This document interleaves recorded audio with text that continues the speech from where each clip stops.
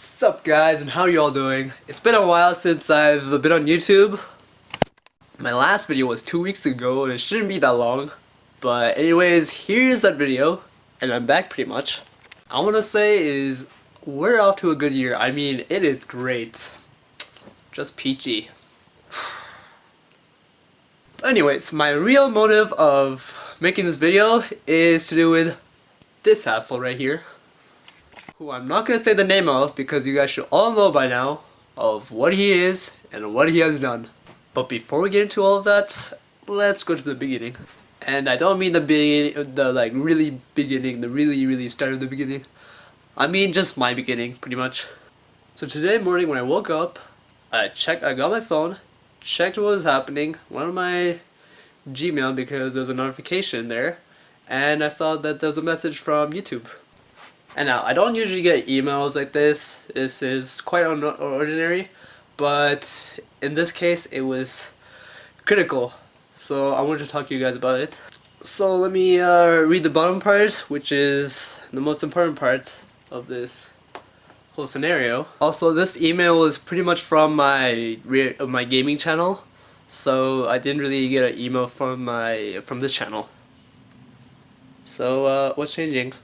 Under the new eligibility requirements announced today, your YouTube channel, React to Dynamite, is no longer eligible for monetization because it doesn't meet the new threshold of 4,000 hours of watch time within the past 12 months and 1,000 subscribers.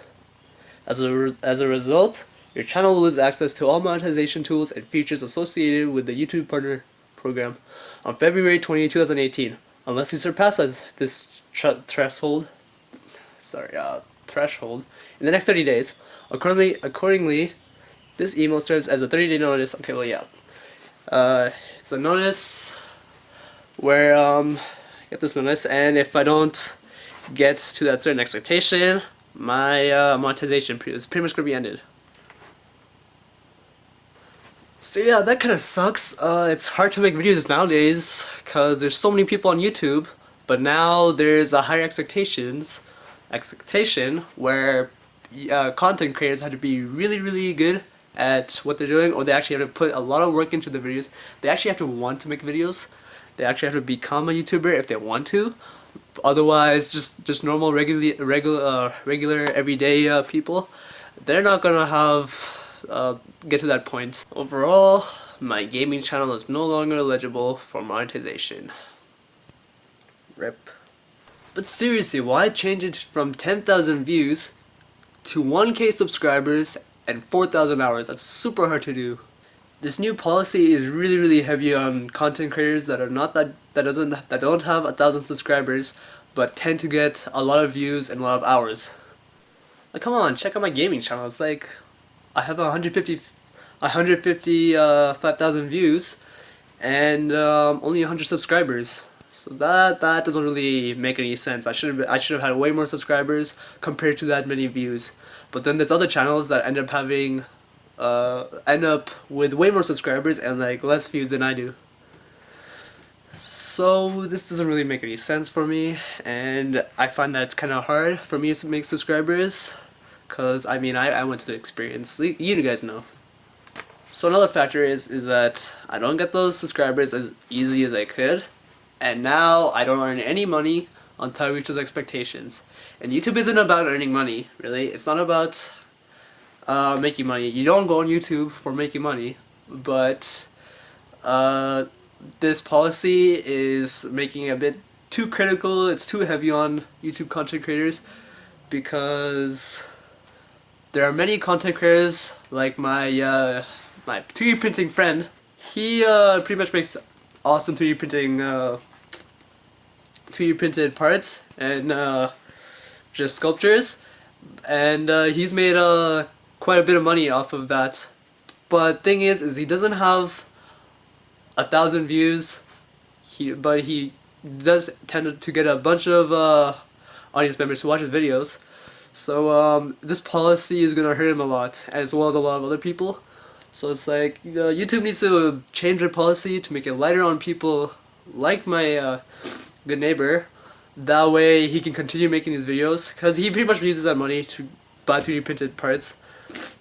which would allow her to make even more videos. And for me, I want money, that way I can buy certain equipment for YouTube. Everything I do on YouTube, everything I earn on YouTube, is so I can like put it back into YouTube.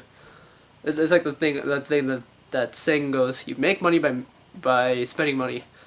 In this case, I want to make videos, earn something out of it, and then put more into those videos. But I can't do this, and this financially hurts me a bit more, because this is somewhat of an income for some of these small YouTube channels. So I mean, this burden isn't that great. It'd be better if it was only 100 subscribers and 1,000 hours. Otherwise, 1,000 subscribers and 4,000 hours. That's way too hard for people.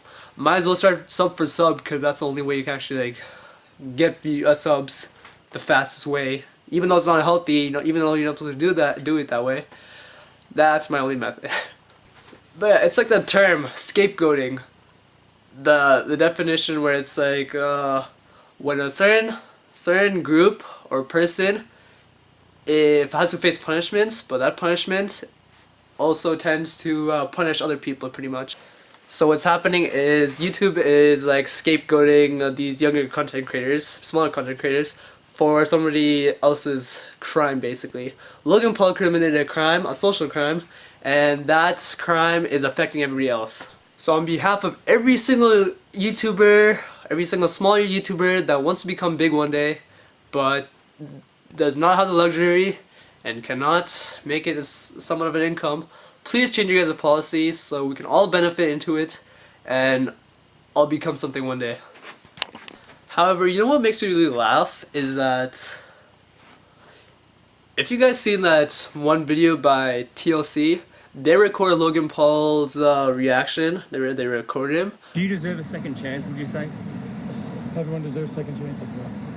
But it's funny is that after that one video he made, let's say we do give him a second chance, whatever happened now is because of him. Pretend this whole scenario is like, pretend you had a sibling, a brother or sister, and then that sibling ends up doing something bad, and then your parents pretty much punish them, but then they also bring the punishment to you. They punish you even though you did not do anything. So that's essentially what YouTube is pretty much like. Logan Paul did something really bad, and YouTube is punishing him, but it's also punishing everybody else for what he's done.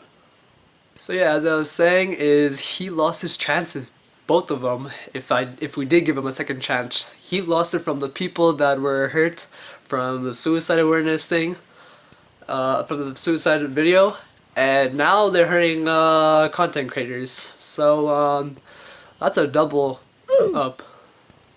It's basically like a nuke. First you get hit by the wave of the nuke, then you get hit by the radiation.